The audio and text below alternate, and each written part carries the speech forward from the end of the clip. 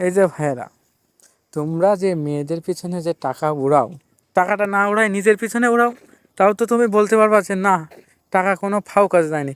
নিজের জামা কেনো, নিজের শখ পূরণ করো, ঠিক আছে? না, তুমি গার্লফ্রেন্ডের জন্য চুড়ি কিনতে পারছো, জামা কিনতে পারছো, শাড়ি কিনতে পারছো, ক্লিপ কিনতে পারছো, আর নিজে কি পড়ছো? ওই এক প্যান্ট দিয়েই 5-6 মাস চালাই দিচ্ছ। কেন ভাই? নিজে কিনে পড়, অন্যের মেয়ের পড়ানোর দরকার নেই, ঠিক আছে? ওইসবে কোনো কাজ নেই। সো টাকা ইনকাম করো, ভালোভাবে সংসার করো, ঠিক আছে? সংসার বলতে বুঝাচ্ছি যে টাকাকে ভালোবাসো, টাকা ইনকাম করো, দেখবে জীবনটা কত সুন্দর, ঠিক আছে? টাকাই সব, আগে টাকার ইনকাম করো।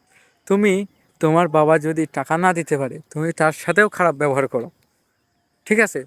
তোমার বাবা যদি টাকা ইনকাম না করতো, তোমার বাবার কোনো দাম ছিল না, তোমার মার কাছেও না, তোমার কাছেও না।